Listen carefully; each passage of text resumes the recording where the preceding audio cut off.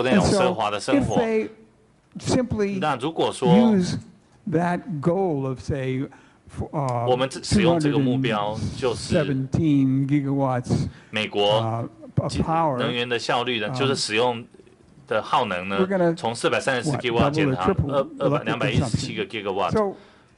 我们还是没有办法减少这个能源的消耗，因为我们可以减少二氧化碳的排放，但是我们要知道，光是美国做到是不够的，其他国家需要更多的电力，所以我们需要更干净、比煤炭更便宜、更干净的这个能源。开发中国家他们需要便宜的能源来达成他们的目标。但是我们却试着要去增加碳税，我们有很多的联合国的委员会针对这个主题开了很多的会，但是从来都不会成功的。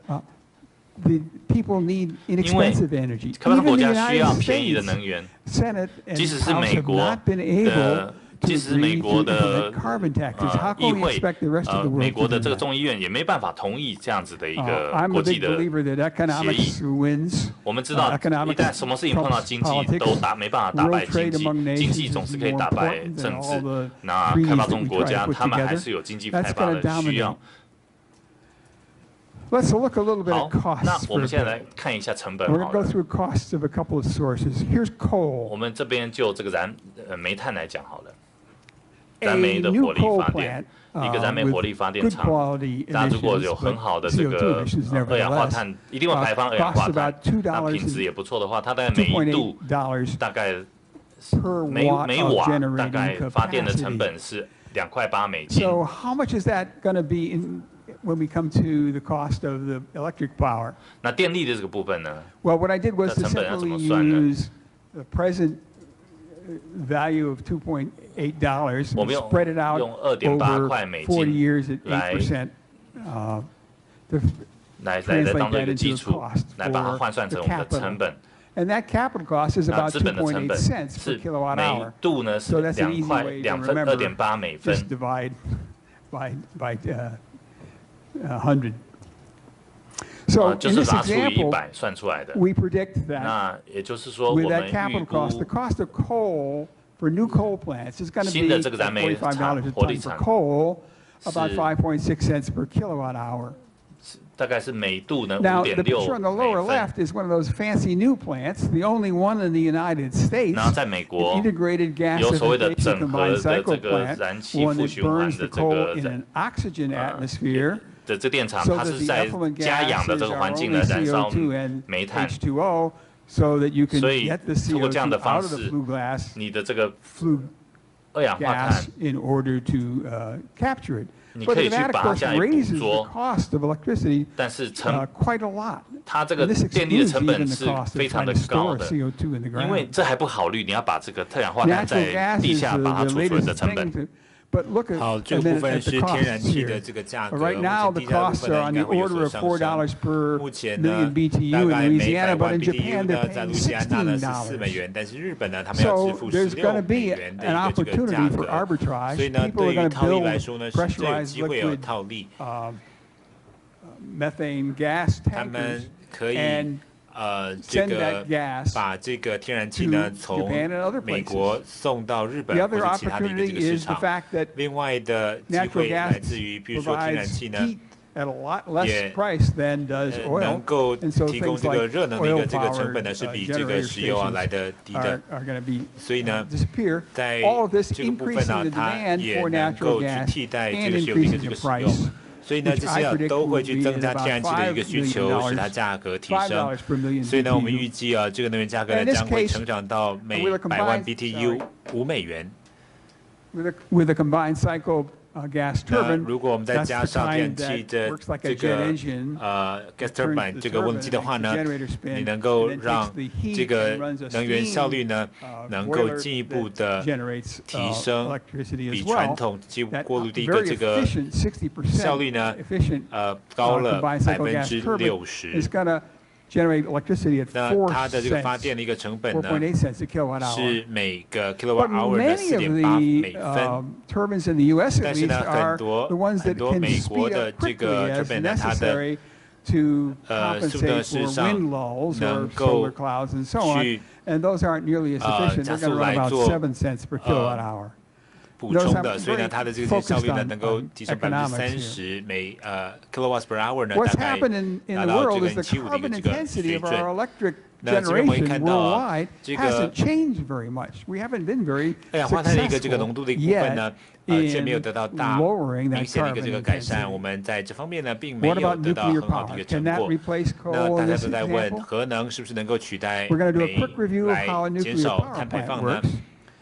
这个部分大家可能记得，如果大家高中有上过化学的话呢，这个235U 的一个铀的一个这个原子，再进一步分成这个部分啊。就是 krypton 跟 barium 的部分呢，它会释放出一些能量，而这个清水核能反应炉的这个发明者 Weinberg 呢，他也说服了这个这个做法采取这个像是潜水艇用的一个这个发电反应炉的一个这个部分。他是一个非常有决心的人 ，Rickover 呢，他在6到8年之内呢就完成了这个新建。Eisenhower gave the so-called Atoms for Peace speech. 在艾森豪总统做出了这个重要的关于和平的一个演讲之后呢，他也负责这个美国的一个这个核能计划，他也利用这样的一个计划呢，把它用在这个商业的一个工厂当中。这是在宾州 Shippingport 的一个这个照片。那在这个时候呢，美国已经设置了超过100座的像这样的一个这个反应炉。但是另外呢，还有这个其他的这个固态燃料的一个这个核子反应炉。最近呢，这2座工厂呢才这个关闭。那因为呢，它的这个效率呢是没有办法跟新的科技来做竞争的。这个新的 Westinghouse AP1000也没有办法跟这个火力发电呢来做竞争。那如果我们简单来做计算，它的一个成本好了，大概呢是每 kilowatt hour 呢是8.1美分。但是呢，相较而言，它的一个成本效率呢是并不是那么的好，所以呢，它在每度发电的一个这个成本上面呢是没办法来做竞争的，所以呢，在这样子一个情况之下呢，不会这个业界是不会放弃这个火力发电厂来以这样的一个核能反应炉呢来这个替代的。那 SpaceX 这样的一个私人企业，他们跟这个 NASA 来讨论呢，就是说太空船呢，它是一个非常复杂的一个这个机器，但是它使用的就是1970年的科技，从来没有被更新过。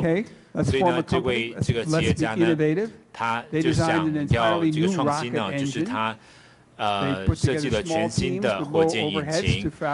那他用比较低的一个这个费用，用比较少的团队呢，那在研发了6年之后呢，他们第一次试射了火箭。他们第一个这个的这个成功发射的一个火箭呢，是4.43亿的一个这个成本。当初呢 ，NASA 的估计这个成本是10倍之多。所以呢，成本的创新呢，事实上是有机会的，不论是太空航太科技，或是在核能发电上面。而液态燃料的这个核电厂呢，事实上就能够提供这种成本上面的一个创新。那这个固态燃料的一个这个。反应炉呢，在左边我们看到，在这个铀这样的一个这个原料呢，其中96.5%呢是 U238，这是我们需要的一个这个这个原料。但是右边呢，经过了这个清水的一个这个反应炉之后呢，我们看到了右边这是产生了一个这个产物。所以1%呢是 plutonium， 那有一些这个是完全没有被燃烧了。那另外还有很多的这个用的是还可以用的。has been being burned up inside today's nuclear power plants too. It's a perfectly good fuel. And about a third of the power of the power plant comes from the uranium that was created by bombarding the uranium-238 with neutrons. But meanwhile, in the solid fuel plant, all that's happening inside this sort of ceramic uranium oxide pellet that is stuffed into a zirconium fuel rod that protects the fuel from the water in the surrounding fuel rods. We have to take those fuel rods out before we get well into the consumption of the potential energy there, because we're afraid they might crack. In a liquid fuel reactor, you don't have that sort of problem. You can leave the fuel in the reactor for quite a long time. And on the bottom, we're trying to show those heavy metals like uranium and neptunium, plutonium, and so on. If they absorb neutrons, they just stay in the fuel mix and are eventually fissioned into the fission products that a normal power plant generates. There's three kinds of fissionable power sources you can use in a nuclear power plant. The plutonium we spoke of, the uranium-235, and also an isotope that's not naturally available anymore, uranium-233, that we can actually create. Here's the example of creation of plutonium in a power plant. Neutron absorption, in this example here, where the rows represent the atomic weight of the atom, and the columns represent the number of protons in it. That neutron absorption creates a kind of uranium that's not stable and decays in a few days to plutonium, which is a fissile material that burned into power generation. Same thing with thorium. Thorium absorbs a neutron, decays in a few days to uranium-233, which is a useful fissionable power source.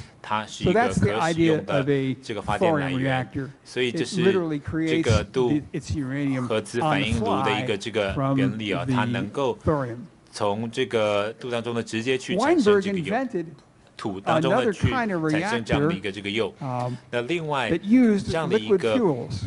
In this example, it wasn't thorium yet. It was still a uranium reactor. But what they did was to melt a salt of lithium fluoride and beryllium fluoride, and dissolve in that salt the uranium fluorides to be a carrier for the fuel and also to transfer the heat. And that was the first such reactor back in 1954. It did work. Then he had a vision of using it with thorium, but wasn't quite ready yet. And they did one more test reactor in the 1960s to do better research on the technology. So that was successful as well at Oak Ridge National Labs in the U.S. Now, the way these reactors work is in the orange core there, we have a normal nuclear power plant fissioning reaction where the U-233 or U-35 atoms would fission and neutrons would then fission others of them. But extra neutrons would go into a blanket around it with thorium, and those thorium atoms, when they absorb neutrons, would decay to U-233. And there was a mechanism to basically chemically separate them out and take the newly created U-233 fuel and put it back in. That was the first concept of that liquid fluoride thorium reactor. Same thing on the way out, we would take that fuel, use the hot fuel to go through a heat exchanger and eventually run a turbine generator, and also separate the waste products from the that waste in the sense of the fission products, the barium, the krypton, the xenon, the cesium, and so on, take them out. That was his vision. He felt that humankind's whole future depended upon this really inexhaustible energy source. So he was 用之不竭的一个这个能源来源，所以呢，他真的非常希望能够去完成这样的一个这个发明，但是他自始至终呢没有成功。那在这个部分呢，我会看到所谓这个 denatured 的这个 DMSR 这样的一个denatured 的这个熔岩反应炉当中呢，我们可以看到它的这个铀呢是23238的这个结合。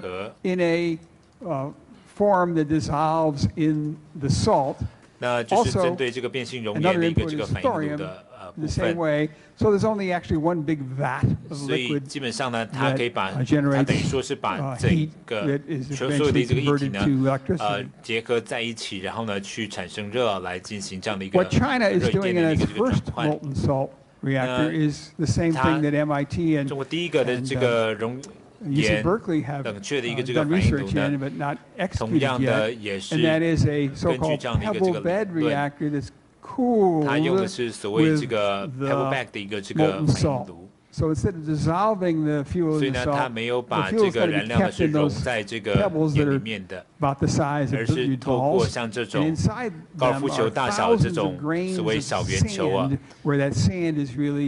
然后这当中呢，基本上有这个氧化铀的这个部分，然后呢在这当中呢来进行这样的一个这个反应。在中国呢，我们希望这能够在2017年呢能够完成这方面的一个这个研究。我们在计算成本的时候，我们可以以土为基础的这种反应炉，大概它成本是每度3美分。那其他人有算过，也算出相同的这个成本。那为什么它会比较便宜呢？第一点，这个熔岩浮岩呢，它本身就不贵。但是这个燃料的这个隔绝的这个容器是比较贵，而且这个反应的温度非常的高，然后这能源很快就可以产出。另外一点，它是在室压大气压。一大气压下就可以运作很多的反应炉呢，比方说这样福岛的这个反应炉，它的压力呢是在100大气压下来运作，所以你需要非常大的容器，而且容器要非常的坚固。你有一个非常大的一个为主体，才承受得住那样的压力。我想，这个安全完全是取决于这个反应器的这个物理的这个设计。那如果说反应器太热的话，那这个裂变的这个速率就会降低，它的效率就降低。这是从物理的这个原理就说明了，你不需要任何的这个控制的这个机转。那这个反应器我们可以看到上面，这反应就在那边发生，然后在下面就是废料炉，意思就是说热的溶液呢是在这个运作当中的这个反应器里面，然后必须要使用一个塞子，一个 plug， 一个塞子，让它能够留在那个容器里面。那如果说反应炉呢过热的话，所有的盐就会把这个塞子呢就把它溶掉，然后它就会把它溶到这个下面的这个废料炉里面。你不用操作人不用采取任何的行动，也就是它本身就是一种安全的这个系统。因为它是在一大气压下运作，如果说有什么意外的时候，它不会有一个爆炸的一个力量把这个反应物把它炸到这个空气当中、环境当中。那如果说有破裂的话，这个熔岩呢，它就是会流出来。然后它最多只会污染这个建筑物里面，然后它就会停留在那边。另外一个例子就是，这是一个非常小的反应器，它的本身的质量就比较小。那最初的设计它甚至可以小到可以当这个航空器的这个引擎。那比跟 EP1000 的中国的这个核子反应炉，那基本上呢，它实在是小很多很多。那这个反应炉的好处就是它的温度高，那反应器的这个温度越高，你可以更有效率的去产生这个热的这个热就可以有效的来产生能源。然后这个反应器呢，在这个南非已经试过，但是还没有真正进入商业量产的这个阶段。它使用的是氦来把这个热气呢拿来产生这个机械能。那当然高温是有帮助的。那温度越高，你把这个热能转成一般的其他的这个能源或电能，它的效率是更高。这也是另外一个版本，这个事实上也可以运作的良好。那这个是这个只是这是传统的这个上面的是蒸汽发电机，然后在南非就使用这种发电机。那下面是这个二氧化碳的这个涡轮。它是在 Sandia 跟这个 MIT 所研发的，它的体积小很多很多，但是还没有进行到商业化的这个过程。而且土呢，在自然可以说是蕴藏非常的丰富。在美国有一个地方就有非常多的这个土的蕴藏。我们一年每一个反应器每年只需要1吨的土，而且在这个土耳其也有很多的这个蕴藏。台湾在这南方的这个海滩呢，就有很多，就有5000吨的这个土的这个产量。那当然，你跟清水的这个反应器来做比较的话，我们一开始不需要那么多的金属，而且The best example of the lifter with 2 fluids, we can have a very, very small amount of waste radioactive material. 我们的这个含有放射性物质的核废料呢，也是非常非常的少。In fact, 那事实上 after 300-400 years, 300年、400年之后，这个核废料，像这样反应器的这个废料，它的辐射程度呢，比起这个天然的铀的这个放射性更低。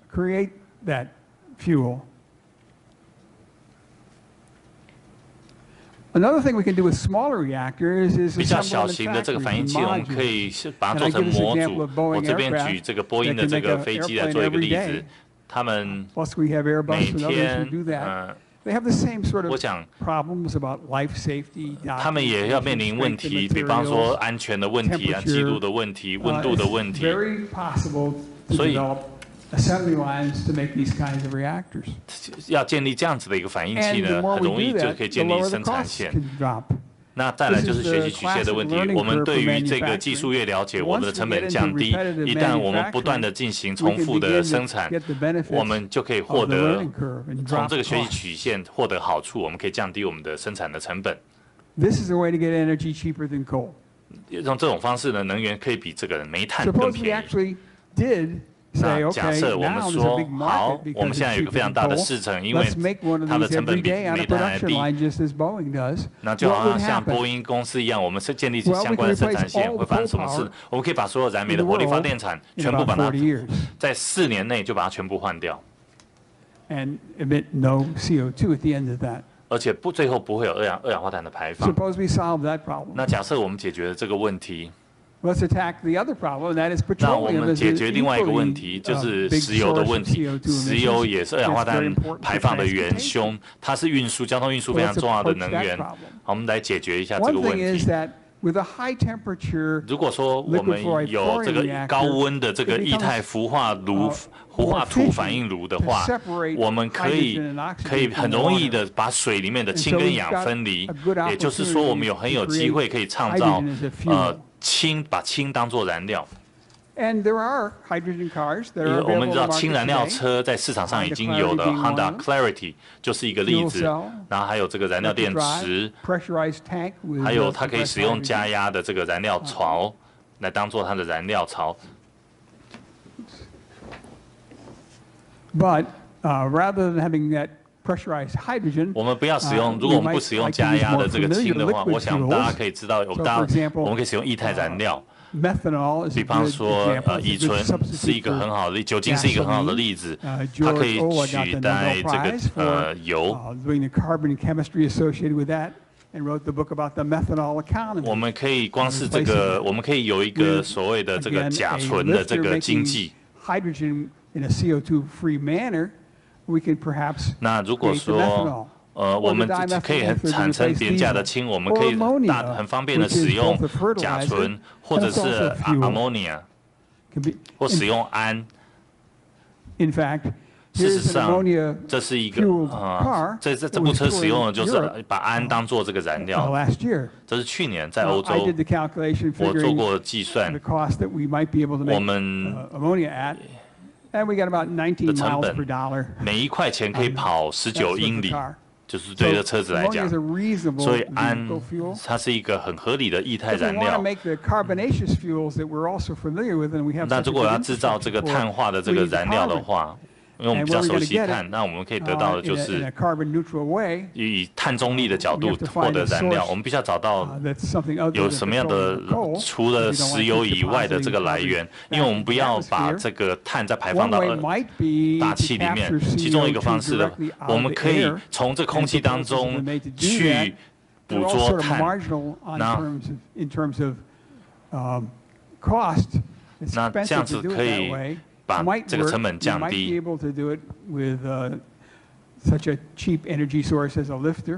我们可以使用这样子的比较便宜的这个能源。另外一个方式就是美国的这个海军发现而且非常成功的进行，就是二氧化碳可以很容易的溶解在这个海水，然后呢，你从这个空气当中捕捉二氧化碳，不如从海水里面去捕捉二氧化碳是更容易的。然后他们就有这样子的一个机组，从水就可以产生氢气，然后把二氧化碳把它取出来。来建立他们的，来生产他们的喷射机的这个燃料。那海军呢，在核能方面有非常多的这个经验，他们现在做了一些调整，然后把这个海水当做一个喷射燃料的这个来源来做研究。然后透过这样的方式，它可以去产生这个喷射机所需要的燃料。这是另外一个例子。对于非常小的遥控飞机，这只是一个示范的例子。1加仑大概5块美金，这个成本还可以，可能可以更便宜。那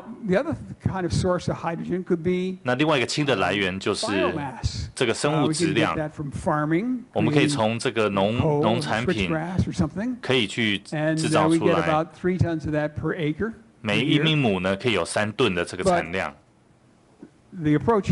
但是重点就是不要把它拿来烧，我们要的只是要它的这个碳，然后把氢把它加进去，当做它的这个化学的反应物。那这样子我们可以去生产出燃料。另外一个就是这个牛的粪便。就像印度有非常的多的牛的粪便。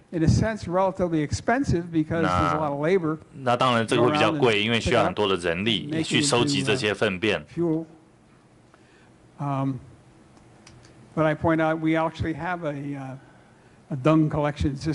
我们事实上在很多城市都有这些粪便或废水的这个收集系统。那我们可以收集到我们所需要的这些生物的这些碳的来源。事实上，很多国家都有进行研究，像捷克，他们做很多的测试，做很多腐蚀的这个测试。法国呢，他有一群非常知名的专家正在研究这些反应炉的设计。但是这些计划都是大学的计划，或者是国家实验室的计划，就是为了提升科技的研究。这些并不是真正要去试图要去打造出一个所谓的液态氟化土的反应炉。目前他们的目的不是要生产出反应炉，但是他们还在进行研究当中。中国是最积极的国家，他们有一个计划，最初的这个经费呢是3亿5千万美金。那这是江延恒，他。然后许宏基，他就是副计划的负责人，还有我，这照片就是我们3个人。他的目标就是要去制造出这个2020年制造出液态氟化土的这个反应炉。这张投影片就是这个江他的演讲里面的他所使用的投影片，他说明对中国来讲一个非常重要的，并不是要减少2氧化碳的排放，而是要减少空气污染。That's part of their investment. 好，这是他们的一个这个投资之一。Meanwhile, there are several 另外呢，我们也看到了一些这个商业的一个这个窗口，针对这个部分的一个这个发展，包括我们刚刚前面提到的这个变性熔岩的一个这个反应炉，那是否能够做量产的一个这个可能性？另外呢，在阿拉巴马州 ，Kirk Sorensen。也为这个节家呢也推动了这样的一个计划。目前在波士顿，对不起，这个是在多伦多地区的。这位是他认为是不是可以从这个油砂当中呢，能够去截取这样的一个这个热能。另外 ，Transatomic Power 是在这个麻州的这个 MIT 麻省理工学院 ，TerraPower 呢，那这个部分呢是这个比尔盖茨跟这个中国的一个这个合作。那他们事实上在看一些其他的一个这个计划，能够来做不同的一个这个发展。当然，在美国呢，现在是没办法来从事这方面的一个活动的。Regulatory structure 我们的法规架构 restrictive 限制非常的多， getting the permits to actually 要能够去取得许可，来制造或是测试这样的一个这个装置可能要花非常非常长的时间。包括了这个 EPA 跟 NRC 这2个这个组织呢，这2个主管机关呢，不太可能去核准这样的一个，在近期内大家不太可能核准这样的一个活动。而在台湾，我看到了没有煤、没有石油，也没有天然气，我们的这个核电厂呢，这个年事已高，这个人口呢非常担心这个核灾的一个这个问题。所以呢，这个核电厂呢比较可能关闭，而不可能再进一步的一个这个兴建。我们希望提倡的是一个新形态的这个核能电厂，能够去减少2氧化碳的一个排放，提供廉价的一个这个能源，减少核废料，同时也能够带来更高的安全性。我们有本地可以生产这个土这样的一个这个能源。